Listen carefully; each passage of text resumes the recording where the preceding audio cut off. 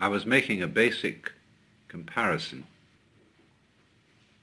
between the state of consciousness of a baby and that of a so-called mature adult,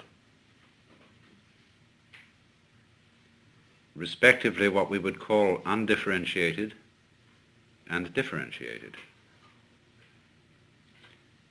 The adult consciousness being highly selective,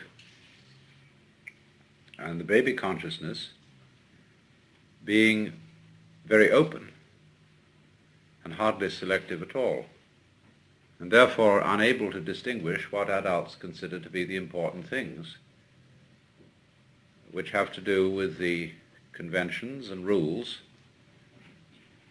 that the positive aspects, whether they be called good or pleasant or life-giving and so on, must prevail over the negative aspects.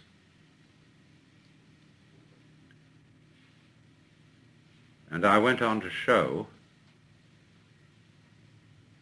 that this contrast between the two views of the world has another marked characteristic, that in the case of the baby who hasn't been trained or told about the difference between himself and all that is defined as other than himself, doesn't distinguish between voluntary behavior and involuntary occurrence. And of course we think this is a very fundamental defect.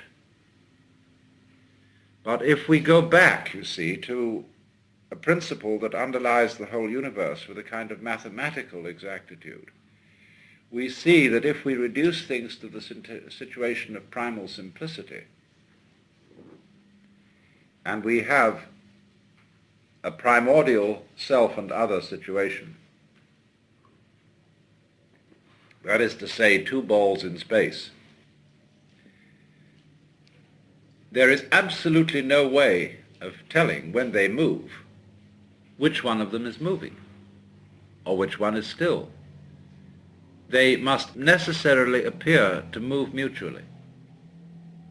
There's no point of reference except each other to determine which is moving and which is still. Now, everything that goes on in the universe is simply a complication of that principle, because the same thing holds true if you multiply the number of balls. You will see that that primordial principle, that all movement is mutual, still applies. And therefore, the baby's failure to distinguish between the voluntary and the involuntary, the I and the other, is in a way correct. Psychologists, psychoanalysts in particular, make a great deal of this contrast and consider that the baby's view is inferior to the adult's. And if an adult should acquire that view, in psychoanalysis this would be called regression. The point that is missed is that the two ways of looking at things need each other to balance out, and that one needs the baby's view as a basis for the adult view, because if you don't have it, you take the adult view too seriously, get completely carried away by it. And that would be analogous to a person who, in playing poker, loses his nerve because he doesn't realize it's only a game. And so he becomes a very bad player. In exactly the same way, we in life are only playing a game. But because we didn't keep the baby view, we can't see it.